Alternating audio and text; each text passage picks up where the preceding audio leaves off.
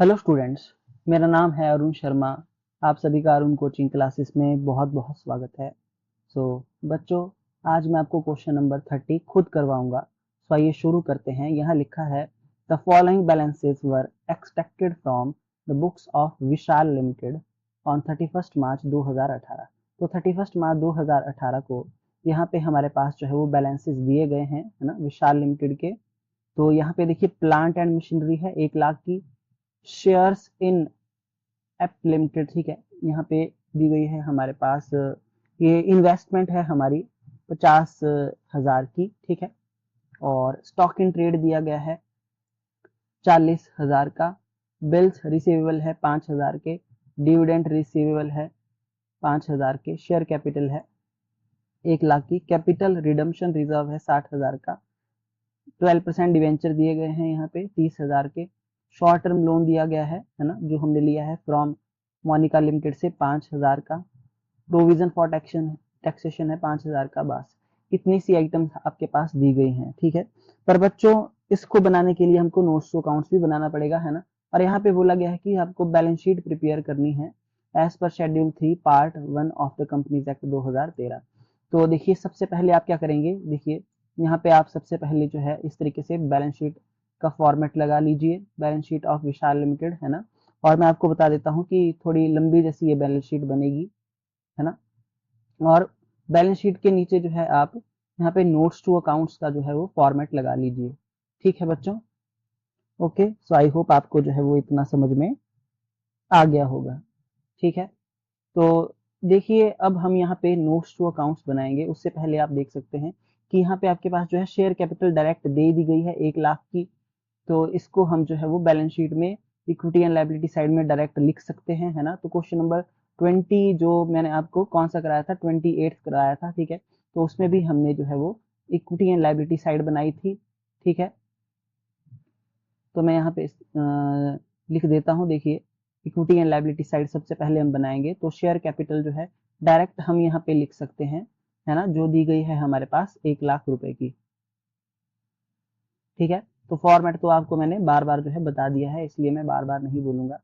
Okay, और इसी में जो है वो जो दूसरी आइटम यहाँ हम लिखते हैं, वो सबको पता है हम क्या लिखते हैं, रिजर्व एंड सरप्लस लिखते हैं, है ना। तो बच्चों, रिजर्व एंड सरप्लस में यहाँ पे क्या आएगा, ठीक है। तो देखिए, नोट्स टू अकाउंट्स अब हम बनाएंगे इसके लिए। ओके, तो नोट्स टू अकाउंट्स में हम यहाँ पे नंबर 1 डाल के जो है वो लिख देंगे रिजर्व एंड सरप्लस, ठीक है। तो तो मैंने जैसे पिछले क्वेश्चन में भी यहाँ पे 28 में रिजर्व एंड सरप्लस लिखा है, तो एज इट इज हम रिजर्व एंड सरप्लस यहाँ पे लिख देंगे। और हमारे पास आप देख सकते हैं यहाँ पे कैपिटल रिडम्पशन रिजर्व है 60,000 का, तो इसको लिखेंगे यहाँ पे, ठीक है। ये रिजर्व एंड सरप्लस हो गया हमारा जो है वो सब हेड। कैपिटल रिडम्पशन रिजर्व जो है इसकी आइटम हो गई, ठीक है। और ये 60,000 का है, ठीक है। तो इसके नीचे जो है डबल लाइन लगा के इसको क्लोज कर देंगे। ओके जी। अब उसके बाद जो नेक्स्ट है हमारे पास यहाँ पे आइटम जो आती है, देखिए बैलेंस शीट अगर हम देखते हैं तो रिजर्व एंड सरप्लस में नोट नंबर 1 डालेंगे और यहाँ पे लिख देंगे 60,000, ठीक है। तो बैलेंस शीट में जो नेक्स्ट आइटम आती है, जैसा कि हमने पिछले क्वेश्चन में भी किया है, वो है नॉन करंट लायबिलिटी, ठीक है। नॉन करंट लायबिलिटी, ठीक है। नॉन करंट लायबिलिटी यहाँ पे कौन सी है, देख लीजिए, डिवेंचर है हमारे पास, ठीक है। तो डिवेंचर कहाँ पे शो होता है, डिवेंचर शो होता है लॉन्ग टर्म बोरोइंग्स में, ठीक है। तो नोट्स टू अकाउंट जब हम बनाएंगे बच्चों, जैसे पिछले क्वेश्चन में हमने बनाया था, तो दूसरा नंबर डाल के हम यहाँ पे डिवेंचर ही लिखेंगे, ठीक है। डिवेंचर ही हमारे पास इस क्वेश्चन में भी दिया गया है, ठीक है। और ये कितना परसेंट डिवेंचर है, 12% ही है 30,000 का। तो हम यहाँ पे 30,000 ही लिखेंगे इस 30 क्वेश्चन में भी, ठीक है। 30 और डबल लाइन लगा के क्लोज करेंगे, है ना। और बैलेंस शीट में यहाँ पे इसके आगे नोट नंबर जो है 2 डालेंगे, है ना। और यहाँ पे लिखेंगे 30,000, ठीक है। तो ये भी हमने बना दिया। उसके बाद जो हमारी आइटम आती है बैलेंस शीट में नेक्स्ट, है ना, वो आती है करंट लायबिलिटी। ठीक है, थर्ड जो आती है हमारे पास वो आती है करंट लायबिलिटी। ओके, आप देख सकते हैं यहाँ पे करंट लायबिलिटी मैंने लिख दिया है। ठीक है, सो बच्चों अब हम यहाँ पे देख लेते हैं। देखिए, तो यहाँ पे short term loan from Monica लिखा गया है 5,000 का, तो ये लायबिलिटी है बच्चों, है ना। तो ये हमारी नोट्स टू अकाउंट्स में नेक्स्ट आइटम अब हम बनाएंगे यहाँ पे। तो नोट्स टू अकाउंट्स देख लेते हैं पहले। देखिए, नोट्स टू अकाउंट्स में लिखेंगे थर्ड नंबर डालकर, यहाँ पे क्या लिखेंगे, लिखिए short term borrowings, short term borrowings.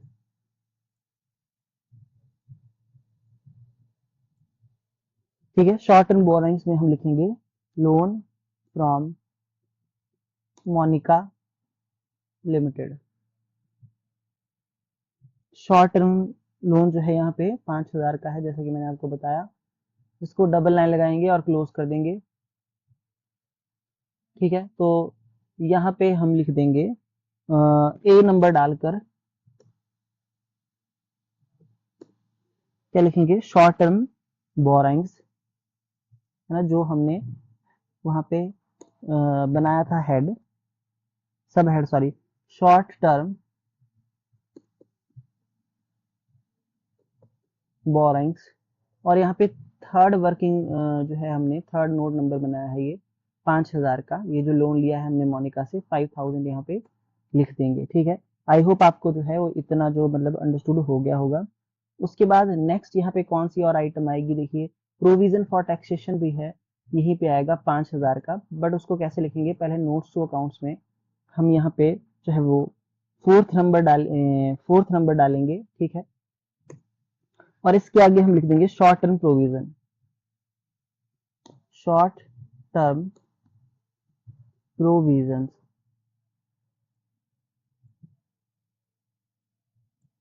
ठीक है, और ये देखिए पिछले क्वेश्चन पे भी हमने बनाया था ये short term provision, provision for taxation, है ना। तो ये आइटम जो है वो पिछले क्वेश्चन 28 में भी थी। और ये कितने का है, ये भी 5,000 का है।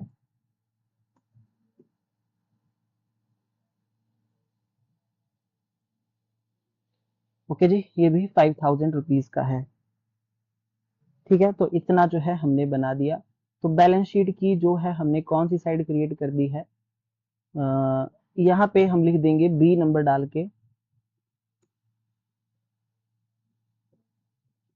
शॉर्ट टर्म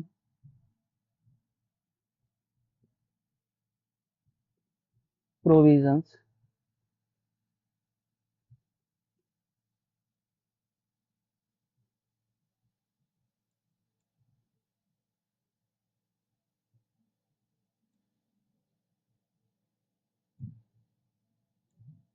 सो यहाँ पे आप देख सकते हैं 2 लाख जो है इसका टोटल आ रहा है बैलेंस शीट का, और बैलेंस शीट का टोटल जो है 2 लाख है। ये हमारी जो है वो इक्विटी एंड लायबिलिटी साइड जो है मैंने क्रिएट कर दी है। ठीक है, टोटल ये मैंने यहाँ पे लिख दिया। ओके, तो मैंने बच्चों इसको हाईलाइट कर दिया किसी और कलर से। ठीक है, ये मेरी कौन सी इक्विटी एंड लायबिलिटी साइड का टोटल है। ठीक है, आई होप आपको इतना समझ में आ गया होगा। ठीक है, जिससे हमने क्वेश्चन नंबर जो है वो इसमें भी बनाई है 28 में। नेक्स्ट साइड जो है कौन सी होती है आपकी, एसेट साइड। तो यहाँ पे एसेट लिखेंगे, एसेट में नॉन करंट एसेट, देखिए नॉन करंट एसेट यहाँ पे क्या दी गई है, तो आप देख सकते हैं हमारे पास कोई फिक्स्ड एसेट यहाँ पे दी गई थी, जैसे कि प्लांट एंड मशीनरी थी हमारे पास, ये फिक्स्ड एसेट है। तो अब हम जब नोट्स टू अकाउंट्स बनाएंगे बच्चों, तो यहाँ पे 5th नंबर डाल के जो हूँ मैं लिख दूंगा फिक्स्ड एसेट, है ना।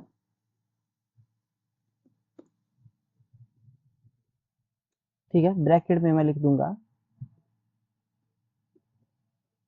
टेंजिबल। ठीक है, इसको आप जो है वो टच कर सकते हैं, छू सकते हैं, देख सकते हैं, तो ये टेंजिबल एसेट है। ओके, तो यहाँ मैं लिखूंगा प्लांट एंड मशीनरी, आइटम का नाम प्लांट एंड मशीनरी। तो बच्चों मैं बिल्कुल जो है वो आराम से आपको बता रहा हूँ ताकि आपको हर एक चीज जो है, हर एक कंसेप्ट क्लियर हो जाए। ठीक है, और इसकी जो वैल्यू है वो है 1 लाख। ठीक है, इसको डबल लाइन लगा के यहाँ पे मैं क्लोज कर दूंगा। तो मैं यहाँ पे नॉन करंट एसेट मैंने लिखा है। ठीक है, और देखिए बच्चों, ये जो आपकी एसेट है ये नॉन करंट है। ठीक है, तो फिक्स्ड एसेट टेंजिबल मैंने ये नॉन करंट एसेट में ही शो किया जाता है। ठीक है, प्लांट एंड मशीनरी को, ठीक है, फिक्स्ड एसेट में शो किया जाता है। ओके, तो मैं इसके नीचे ए नंबर डाल के यहाँ पे लिख दूंगा फिक्स्ड एसेट्स। ठीक है, फिक्स्ड एसेट्स, और यहाँ पे मैं फिफ्थ नंबर डाल के 1 लाख रुपए इसकी वैल्यू लिख दूंगा। यहाँ मैंने प्लांट एंड मशीनरी नहीं लिखा, क्यों? क्योंकि ये फिक्स्ड एसेट के अंडर आती है। ठीक है बच्चों, इसी तरीके से मैंने आपको बैलेंस शीट बनाना जो है वो सिखाया है ना। और उसके बाद बी नंबर डाल के अब हम यहाँ पे क्या लिखेंगे, देखिए इसमें और क्या आएगा, नॉन करंट इन्वेस्टमेंट आएगी। और यहाँ पे जो नॉन करंट इन्वेस्टमेंट है वो है शेयर वाली। ठीक है, सबसे पहले हम बैलेंस शीट जैसे बनाएंगे, तो नोट्स टू अकाउंट्स में हम यहाँ पे सिक्स्थ नंबर डाल के जो है वो लिख देंगे नॉन करंट इन्वेस्टमेंट।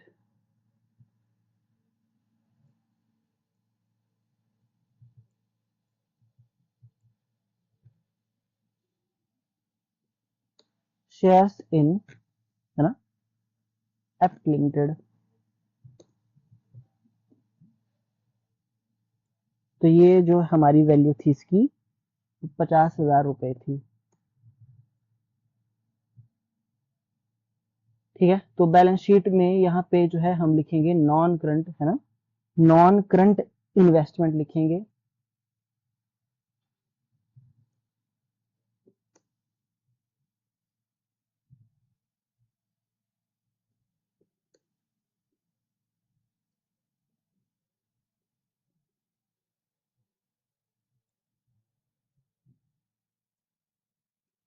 ₹50,000। ओके, उसके बाद बच्चों देखिए, ये एक आइटम नॉन करंट एसेट आती है और दूसरी आती है करंट एसेट की, है ना, जैसे पिछले क्वेश्चन था 28। तो करंट एसेट अब हम इसमें लिखेंगे। ठीक है, एसेट में दो ही एसेट आती है, एक नॉन करंट और करंट एसेट। ठीक है, तो बच्चों अब करंट एसेट में क्या क्या आएगा, तो देखिए करंट एसेट में अब क्या आएगा,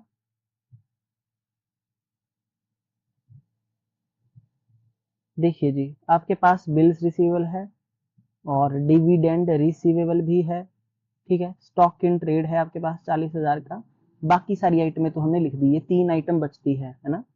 तो यहाँ पे अब हम क्या लिख देंगे, ठीक है, यहाँ पे हम लिखेंगे नेक्स्ट आइटम, कहाँ पे, नोट्स टू अकाउंट्स में। सेवंथ जो आइटम मैं बनाऊंगा वो बनाऊंगा इन्वेंट्री की।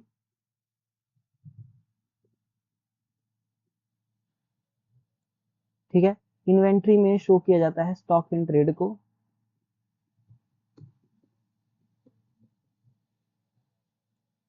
ओके, पहले मैं एक बार जो है यहाँ पे बना देता हूँ सारी आइटम्स। उसके बाद 8th नंबर डाल के मैं लिखूंगा ट्रेड रिसीवेबल।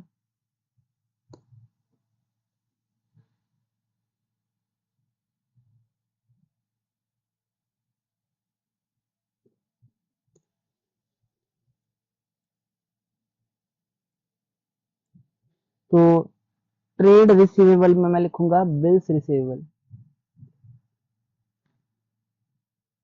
ओके, उसके बाद जो मेरी 9th आइटम मैं बनाऊंगा वो मैं बनाऊंगा अदर करंट एसेट।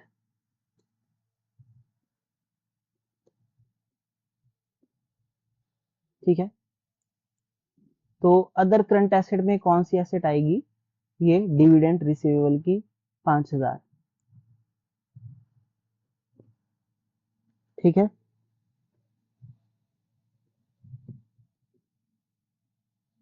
डिविडेंड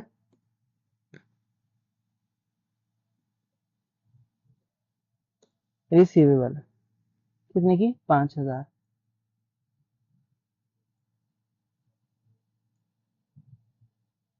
5,000 की। सॉरी, स्टॉक इन ट्रेड है पहला हमारा, तो ये है स्टॉक इन ट्रेड 40,000 का, ठीक है।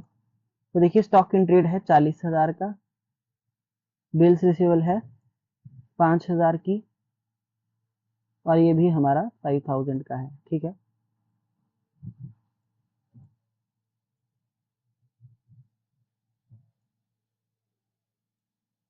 आई होप आपको जो है वो इतना मतलब समझ में आ गया होगा, है ना। ये 3 आइटम्स मैंने बनाई है, और ये तीनों की तीनों कहाँ शो होगी, करंट एसेट में, है ना।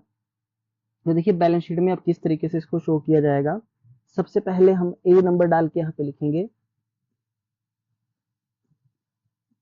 इन्वेंट्रीज, ठीक है। उसके बाद बी नंबर डाल के हम यहाँ पे लिखेंगे ट्रेड रिसीवेबल,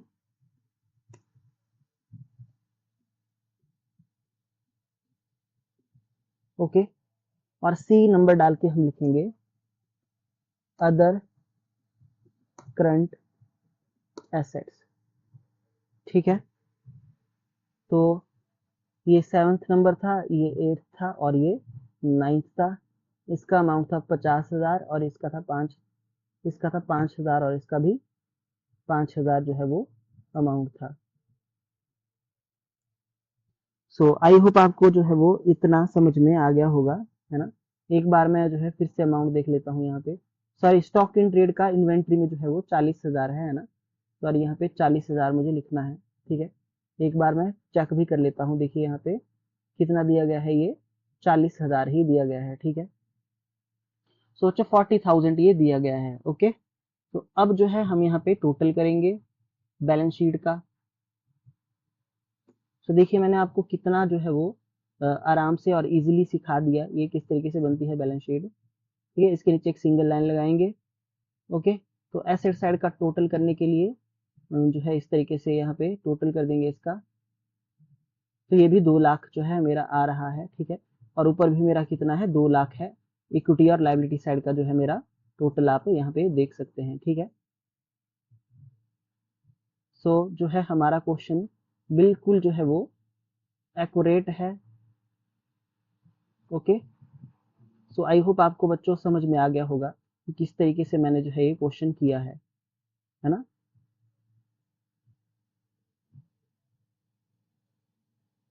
ठीक है, तो ये आपकी इक्विटी एंड लायबिलिटी साइड है, आप देख सकते हैं इसको।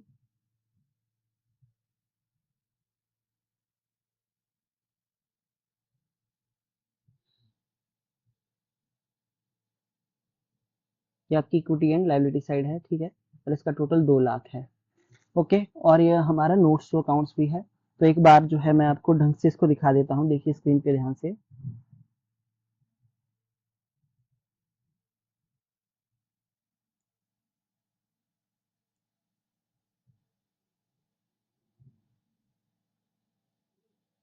तो ये आप देख सकते हैं, है ना। ये share holder fund, share capital, reserve and surplus, है ना। शेयर कैपिटल जो है ऑलरेडी दी गई थी हमारे पास, इसलिए इसमें हमने इसको नोट्स अकाउंट्स में नहीं लिखा है, ठीक है। रिजर्व एंड सरप्लस में जो है आइटम दी गई थी कैपिटल रिडम्पशन रिजर्व, इसलिए इसका नोट्स अकाउंट्स बनाया है। बाकी सबकी भी आइटम्स दी गई थी, तो उसको नोट्स अकाउंट्स में लिखा है। और उसके बाद ये मैंने यहाँ पे हेड और सब हेड लिखे हैं। तो इस तरीके से बैलेंस शीट बनती है ना। और ये इसका जो है एसेट साइड का टोटल 2 लाख है यहाँ पे, और ये इसका टोटल जो है आप देख सकते हैं लाइबिलिटी साइड का भी 2 लाख है, ठीक है। आई होप आपको जो है वो समझ में आ गया होगा, ओके।